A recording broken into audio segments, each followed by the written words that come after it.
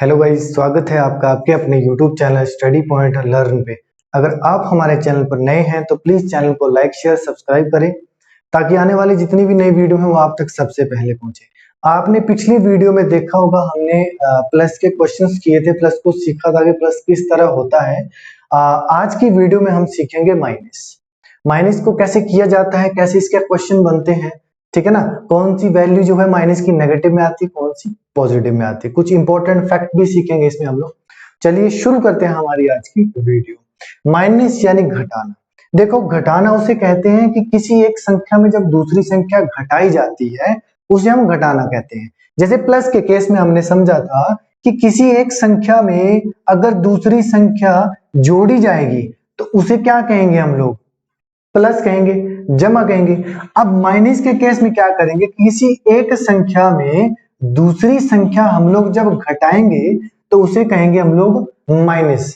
समझ गए कि जमा के केस में हम क्या करते थे, किसी एक संख्या में दूसरी संख्या को जोड़ते थे। माइनस के केस में क्या करेंगे, किसी एक संख्या से दूसरी संख्या को क्या करेंगे, घटाएंगे। ठीक है ना। माइनस प्लस की तरह सेम है, कुछ कुछ डिफरेंस है इसमें। समझ गए। आइए शुरू करते हैं हम माइनस को। तो जैसे मैंने कहा कि किसी एक संख्या में दूसरी संख्या को घटाएंगे। सपोज करो मेरे पास इधर 10 रुपए हैं और मैंने आपको 6 रुपए दे दिए। मेरे पास कितने थे, 1 2 3 4 5 6 7 8 9 10। ठीक है ना। मेरे पास कितने हैं, 10 रुपए, और मैंने आपको कितने रुपए दिए, 6 रुपए। यानी 1 2 3 4 5 6। देखो 6 रुपए तो मैंने आपको दे दिए, बचे कितने मेरे पास, 1 2 3 और 4। बचे कितने मेरे पास, 4 रुपए। मतलब जब हम किसी एक संख्या में दूसरी संख्या को घटाएंगे तो उसे हम घटाना कहेंगे, यानी माइनस कहेंगे। कॉन्सेप्ट क्लियर है अब हमारे पास, ठीक है ना। देखो माइनस का केस जो है, एक कॉन्सेप्ट आता है इधर कि इसी पे लेते हैं। अब मैंने क्या किया कि 10 में से 6 को घटाया तो हमारे पास 4 बचे। अगर मैं 6 में से 4 घटाता हूं, 10 घटाता हूं, देखो मेरे पास 6 रुपए हैं और मैंने आपको कितने दिए, 10 रुपए दिए। कॉन्सेप्ट समझ रहे इधर। मतलब बड़ी संख्या में से जब छोटी संख्या घटाई गई तो आंसर आया हमारा पॉजिटिव वैल्यू। लेकिन अब छोटी संख्या में से जब बड़ी संख्या घटाई जाएगी तो आंसर क्या आएगा हमारा, नेगेटिव वैल्यू। प्लस के केस में क्या करते थे हम लोग, 10 में 6 जोड़े 16 हुए, 6 में 10 जोड़े कितने हुए, 16 ही हुए। ठीक है ना। मतलब आंसर दोनों क्या आते थे, सेम आते थे। लेकिन इधर देखो नेगेटिव और पॉजिटिव वैल्यू दोनों आएंगी कि जब हम बड़ी संख्या में से छोटी संख्या को घटाएंगे तो आंसर हमारा पॉजिटिव आएगा, लेकिन जब छोटी संख्या में से बड़ी संख्या को घटाएंगे तो आंसर नेगेटिव आएगा। देखो एक कॉन्सेप्ट आता है। अब मैं एक काम करता हूं कि मैं एक दुकान पे जाता हूं, वहां पे कुछ सामान लेता हूं, मेरे पास 50 रुपए और मैंने सामान ले लिया 100 रुपए का। ठीक है ना। मेरी जेब में 50 रुपए है और मैंने सामान कितने का लिया, 100 रुपए का। अब मुझे क्या करना है कि दुकानदार को 100 रुपए देने हैं जबकि मेरे पास 50 रुपए हैं। देखो इधर मैंने 100 रुपए का सामान लिया, मेरे पास 50 रुपए था, मैंने दुकानदार को देने हैं 100 रुपए। मैं दे सकता हूं, नहीं दे सकता हूं। मुझे क्या करना पड़ेगा, 50 रुपए उधार लेने पड़ेंगे, यानी दोबारा घर जाना पड़ेगा। ठीक है ना। तो याद रखना, जब छोटी संख्या में से बड़ी संख्या घटाई जाती है तो उत्तर हमेशा, आंसर हमेशा नेगेटिव वैल्यू आती है, ना कि पॉजिटिव वैल्यू आती है। कॉन्सेप्ट सीख गए आप। चलिए नेक्स्ट क्वेश्चन करते हैं हम। नेक्स्ट क्या, अब माइनस के कुछ क्वेश्चन करते हैं। पहले कुछ क्वेश्चन हमने प्लस में किए थे और वो डेसिमल में थे, यानी दशमलव की संख्याओं को जमा करना। अब इधर दशमलव की संख्याओं को क्या करेंगे, हम लोग माइनस करेंगे। सेम उसी तरह हमने क्या किया था, जैसे सपोज करो एक एग्जांपल ले लो, 4.23 माइनस का 2.3। मैंने आपको प्लस के केस में बताया था कि जब जमा करते हैं दशमलव वाली संख्याओं को तो दशमलव के नीचे दशमलव लिखते हैं। माइनस के केस में भी वही है। क्वेश्चंस क्या है, 4.23। अब दशमलव के नीचे दशमलव, बाकी जो दशमलव से पहले है वो पहले लिख दो, बाद में है वो बाद में लिख दो, माइनस कर दो। जहां पे कुछ ना दिखे वहां पे 0 दिखे।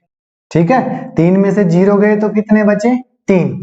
अब 2 में मेरे पास 2 रुपए है, मैंने आपको 3 रुपए देने हैं, दे सकता हूं, नहीं दे सकता हूं। क्या करूंगा, इससे मैं 1 रुपया उधार ले लूंगा। इधर कितने हो गए, 12। अब क्या हुआ, 12 से 3 के तो कितने बचे हमारे पास, 9। दशमलव के नीचे दशमलव, 3 में से 2 गया तो कितना बचा 1, और ये आ गया हमारा आंसर।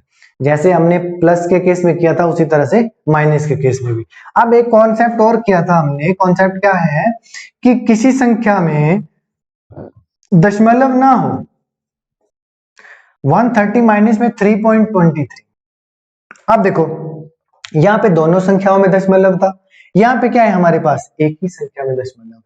तो प्लस के केस में भी वही किया था हमने कि जिस संख्या में दशमलव ना हो संख्या के अंत में दशमलव लगता है। अब देखो दशमलव के नीचे दशमलव, दशमलव से पहले 3, दशमलव के बाद 2 और 3, माइनस कर दो, जहां पे मैंने बोला कुछ ना दिखे वहां पे 0 दिखे, ठीक है ना। अब 0 से 3 तो जा नहीं सकते, यहां से लेंगे कैरी, ले नहीं सकते, 0 है। फिर यहां से लेंगे, यहाँ पे भी 0 है, यहां से लिए तो यहाँ कितना बचा 2, यहाँ कितना हो गया 10। अब 10 में से एक इधर चला गया तो इधर 10 हो गया, इधर कितना बचा 9। फिर इस 10 में से एक इधर कैरी हो गया तो इधर कितना बचा हमारे पास 9। अब 10 में से 3 गए तो 7 बचे, 9 में से 2 गए तो 7 बचे, दशमलव के नीचे दशमलव, 9 में से 3 गए तो कितने बचे 6। अब 2 तो 2 ही रहेगा, 1 का 1, ये आ गया हमारा राइट आंसर। देखो जैसे हमने दशमलव वाली संख्याओं को प्लस में किया था उसी तरह से क्या करेंगे हम लोग माइनस में भी करेंगे। कॉन्सेप्ट क्लियर है ये वाला, ठीक है ना। अब करते हैं हम लोग कुछ क्वेश्चंस माइनस में, ठीक है ना। माइनस के कुछ क्वेश्चंस करते हैं, एग्जाम्पल लेते हैं। आइए देखते हैं एग्जाम्पल। जैसे सपोज करो मेरे पास 1000 रुपए है और मैंने आपको दे दिए 39 रुपीज। मेरे पास 1000 रुपए है, मैंने एक काम करते हैं छोटे लेवल से चलते हैं, एक एक नंबर वाले, पहले 1 नंबर के, फिर 2 नंबर के, फिर 3 नंबर के। जैसे देखो मेरे पास 9 रुपए है और मैंने आपको 5 रुपए दे दिया। मेरे पास कितना था 1 2 3 4 5 6 7 8 9 रुपए। मैंने आपको कितने दे दिए 1 2 3 4 5। मेरे पास कितने बचे 1 2 3 और 4। मेरे पास कितने बचे 4 रुपए बचे।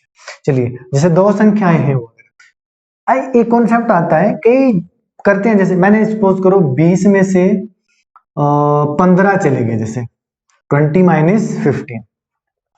अब कई लोग क्या करने लग पड़ते हैं पता, ऐसे 1 2 3 4 5 6 7 8 9 10 11 12 13 14 ऐसे 20 तक लिखने लग पड़ते हैं। मत लिखो, मैं बताता हूं आपको। आपने ये सीख लिया है ना कॉन्सेप्ट, पता क्या करना है। अब यहाँ पे हाथ रख दो, 0 में से 5 गए, जा सकते हैं नहीं जा सकते हैं ना, तो क्या लेनी पड़ेगी हासिल लेनी पड़ेगी। यहाँ पे 10 हो गया, यहाँ पे कितना बचा 1।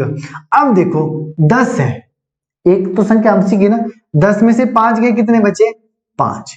इधर कितना बचा 1 में से 1 गया तो कितने बचे 0, है ना आसान, ठीक है ना। तो 20 में से 15 चले गए तो कितने बचे हमारे पास 5 बचे। उसी तरह से 3 नंबर वाली संख्या देखो, जैसे 3 4 2 माइनस का 1 2 3, इसको करते हैं। अब देखो इसको क्या कर दो आप छिपा दो।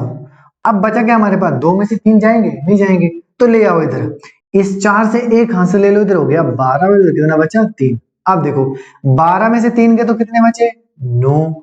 अब 3 में से 2 गए तो कितने बचे 1, ये भी हो गया, ये बचा। 3 में से 1 गया तो कितने बचे 2। कॉन्सेप्ट क्लियर है इधर ना, ठीक है। अब देखो 12 में से 3 गए तो 9, 3 में से 2 गए तो 1, 3 में 1 गया तो 2 बचे हमारे पास। Concept clear. इसी तरह से आप 4 नंबर के भी कर सकते हो, 5 नंबर के भी कर सकते हो, 6 नंबर के भी कर सकते हो। बस ध्यान रखना है कि पहले 1 नंबर के करो, फिर दूसरे, फिर तीसरे, फिर चौथे, माइनस करते चलो। आपको कॉन्सेप्ट ये पता होना चाहिए बस।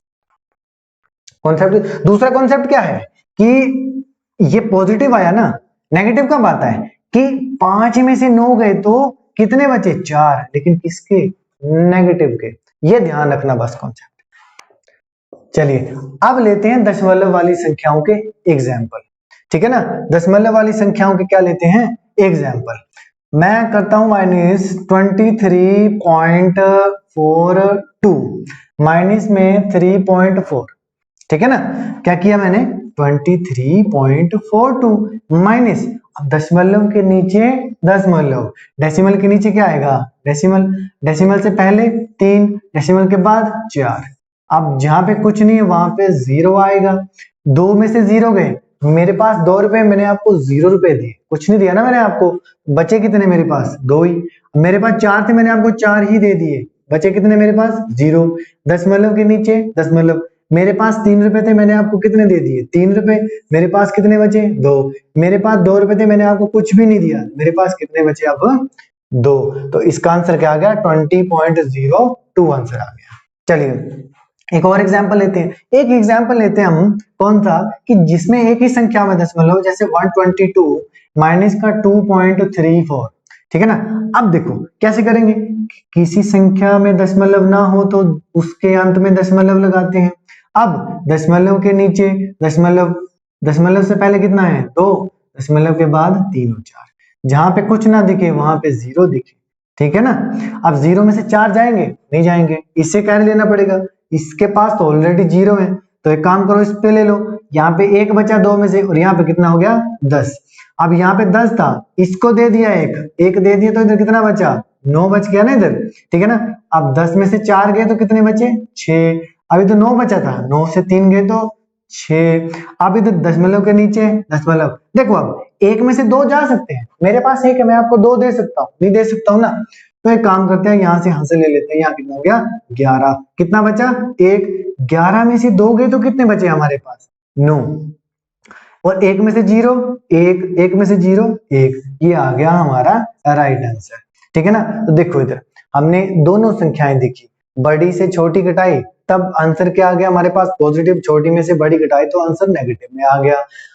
दशमलव वाली संख्याओं को घटाना भी करने भी सीख गए। अब एक कॉन्सेप्ट और सिखाता हूं आपको, कॉन्सेप्ट पता क्या है, जीरो ऐसी संख्या, देखो अगर किसी संख्या में 0 कम करेंगे तो बचेगा कितना, कुछ भी नहीं। मेरे पास 10 रुपए थे, मैंने आपको 0 दिए तो मेरे पास बचे कितने, वही तो बचे, दिया ही नहीं कुछ तो।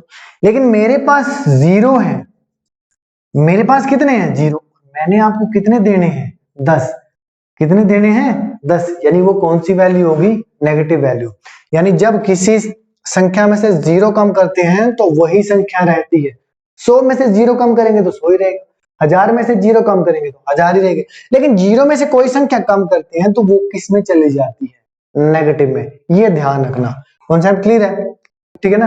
तो ये सिर्फ इतना सा माइनस होता है। जब हम नेक्स्ट आगे बेसिक मैथ को बढ़ाएंगे, बड़ी क्लासों में पहुंचेंगे, तो उसमें क्या होगा कि माइनस और प्लस को एक साथ करेंगे, फिर माइनस और मल्टीप्लाई को एक साथ करेंगे, माइनस और डिवाइड को एक साथ करेंगे, ऐसे ऐसे कॉन्सेप्ट सीखेंगे हम लोग, ठीक है ना। तो अगर वीडियो अच्छी लगे तो प्लीज लाइक शेयर सब्सक्राइब करें, ताकि आने वाली जितनी भी नई वीडियो है वो आप तक सबसे पहले पहुंचे।